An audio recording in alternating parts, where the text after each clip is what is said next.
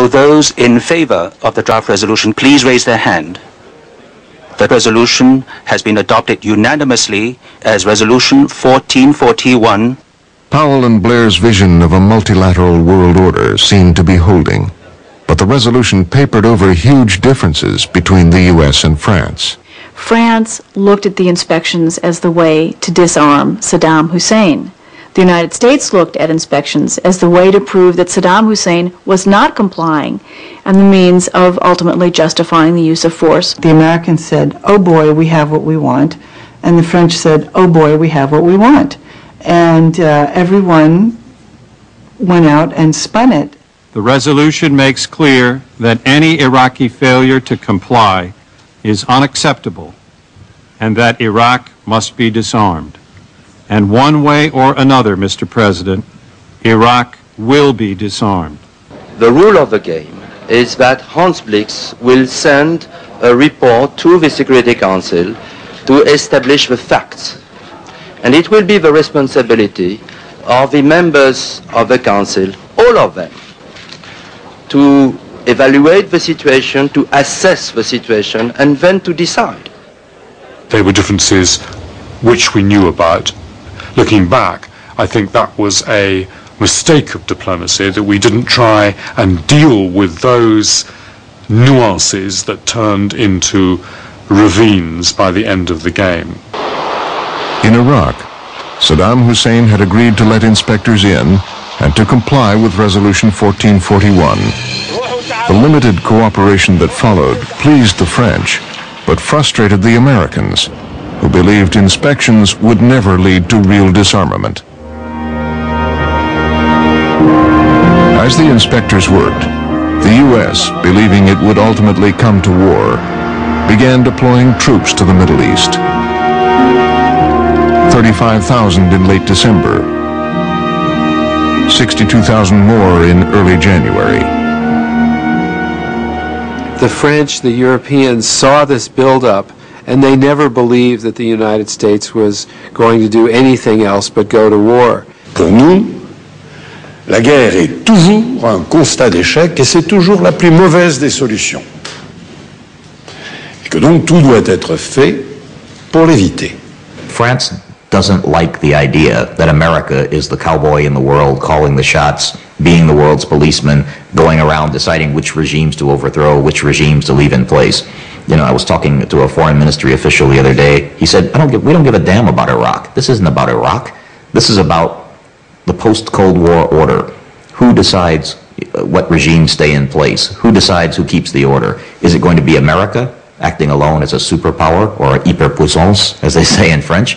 Or is it going to be the Security Council, all nations sitting together on the Security Council with 5 permanent members, deciding?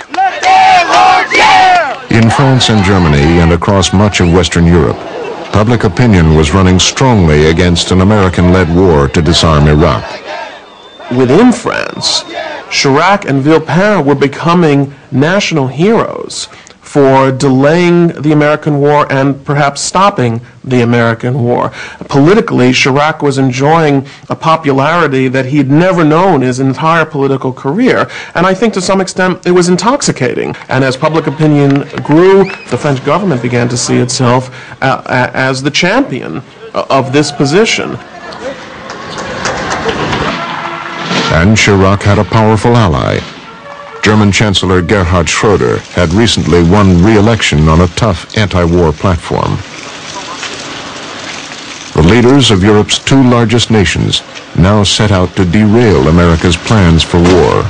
Schroeder demanded even more fiercely Germany's refusal to participate even with the UN Security Council resolution. So the position of Germany was critical to influencing French decisions as well. Blair began to realize he might have to choose between America and Europe.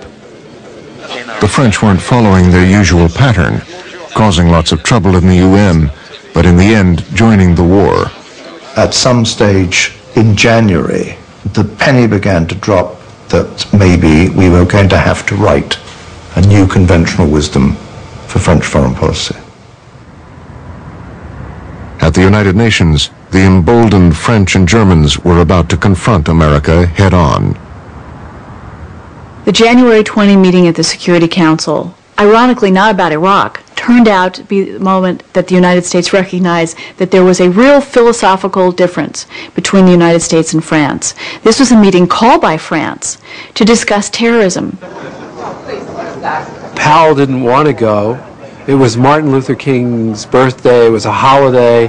Why do we need to talk about terrorism? In January, he kept saying, why am I doing this? He kept saying to people. The session went smoothly, passing an uncontroversial resolution about terrorism. But Powell was about to be ambushed by the French and Germans on Iraq. We will not be part of military action as the Federal Republic of Germany, and we want to avoid military action by success in the implementation of 1441 based on the work of the inspectors.